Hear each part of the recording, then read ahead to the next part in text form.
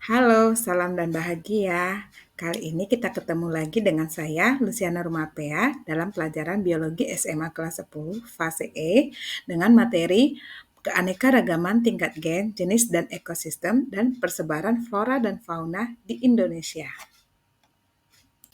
Dengan tujuan pembelajaran kita kali ini, yang pertama, dapat mengidentifikasi tingkatan keanekaragaman hayati dengan menyajikan laporan dari hasil pengamatan di lingkungan sekitar. Yang kedua, dapat menjelaskan konsep keanekaragaman hayati, tingkat gen, jenis, dan ekosistem. Yang ketiga, dapat menjelaskan keanekaragaman hayati Indonesia, flora dan fauna, penyebarannya berdasarkan garis Wallace dan garis Weber. Keanekaragaman hayati adalah karunia dari Tuhan Yang Maha Esa yang diciptakan untuk keberlangsungan hidup kita di muka bumi. Maka, sudah sepatutnya bagi kita sebagai makhluk yang bertuhan untuk mensyukuri apa yang Tuhan berikan dengan turut menjaga lingkungan hidup di sekitar kita. Manfaat keanekaragaman hayati. Pertama, keberadaan berbagai jenis makhluk hidup yang mendukung daya hidup manusia. Tanpa keberadaan organisme di sekitar, maka manusia akan mengalami kesulitan dalam melangsungkan kehidupannya dengan layak. Manfaat keanekaragaman hayati yang kedua, keanekaragaman hayati memiliki manfaat ekologis, yaitu keberadaan setiap makhluk hidup memiliki peran tersendiri dalam mempertahankan lingkungan di sekitarnya. Sehingga jika ada ketidakseimbangan populasi organisme tertentu akan lebih cepat memberikan solusi untuk mengatasinya. Manfaat keanekaragaman hayati yang ketiga, melestarikan sumber daya air, udara, dan tanah yang merupakan pondasi utama keberlangsungan hidup manusia. Tumbuhan dan hewan yang hidup berinteraksi satu sama lain, saling memberikan manfaat satu sama lain. Jika keberadaannya dipelihara, maka air, udara, dan tanah akan lestari untuk sama-sama dapat dipergunakan. Coba sebutkan macam-macam nama anjing yang kamu ketahui. Lihat, seperti pada gambar, adakah persamaan dan perbedaan dari anjing-anjing yang ada pada gambar? Keanekaragaman tingkat gen atau genetik. Keanekaragaman tingkat genetik terjadi karena adanya keanekaragaman susunan gen. Jadi, perangkat gen itulah yang menentukan ciri dan sifat yang dimunculkan oleh suatu individu. Nah, berikutnya, coba sebutkan tanaman apa saja Kak ini? Perhatikan, adakah persamaannya dan adakah perbedaannya? Berikutnya, keanekaragaman tingkat spesies atau jenis. Berbeda dengan keanekaragaman tingkat genetik, keanekaragaman tingkat spesies atau jenis ini menunjukkan adanya jumlah dan variasi dari jenis-jenis organisme. Lalu, mengapa bisa terjadi keanekaragaman tingkat spesies? Nah, keanekaragaman ini bisa terjadi karena adanya pengaruh kandungan genetik dengan habitatnya. Salah satu contohnya, keanekaragaman spesies yang ada pada Aracaceae atau palem-paleman. Misalnya, pohon kurma dengan nama latin Punix dactylifera dan pohon pinang dengan nama latin Areca catecho.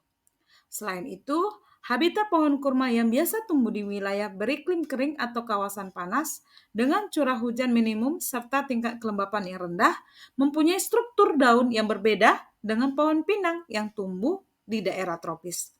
Perbedaan habitat inilah yang menyebabkan setiap tanaman tadi mempunyai ciri khusus dari tiap spesiesnya. Nah, selanjutnya coba sebutkan ekosistem apa saja Kak ini? Coba perhatikan ya nak gambar-gambarnya. Keanekaragaman tingkat ekosistem. Selain keanekaragaman yang sudah disebutkan sebelumnya, ada keanekaragaman tingkat ekosistem. Setiap ekosistem memiliki keunikan dan ciri khasnya sendiri-sendiri.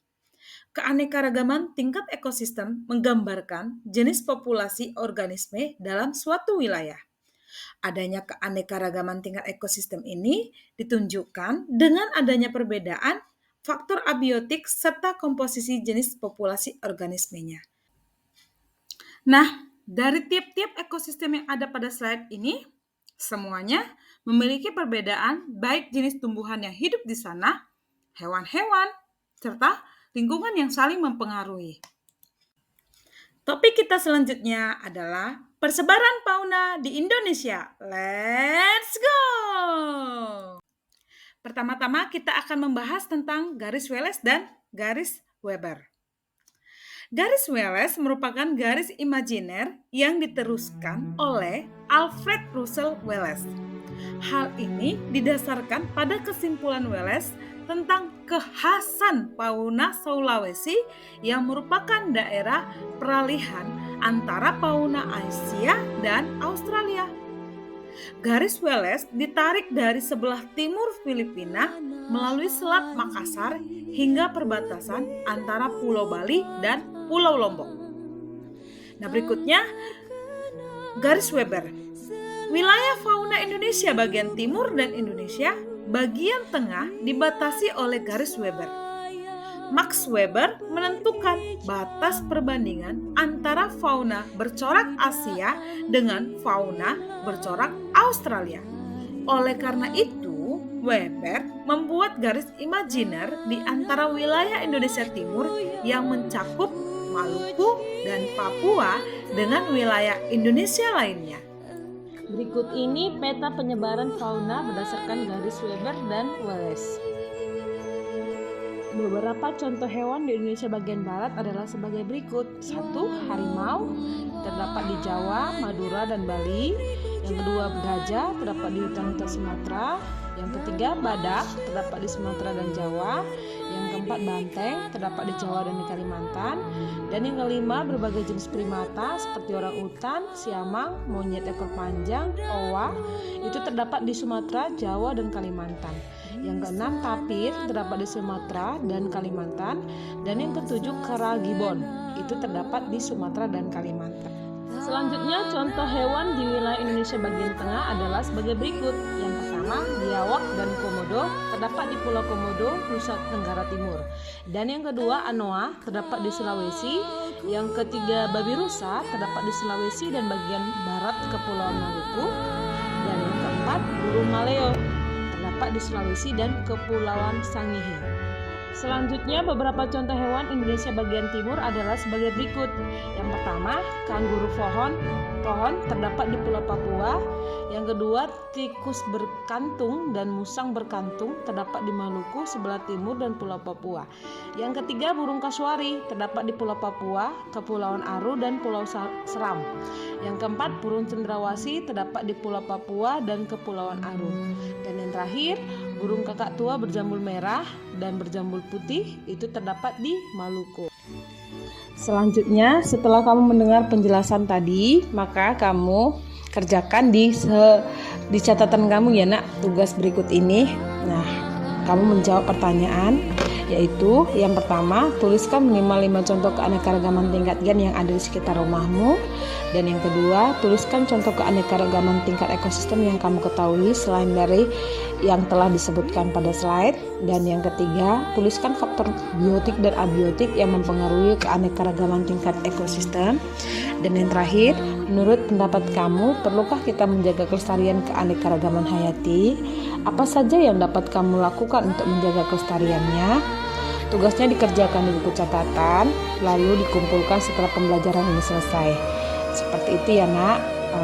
Jadi kamu boleh berdiskusi, tapi tetap laporannya atau tugasnya itu dikumpul secara individu ya nak. Oke.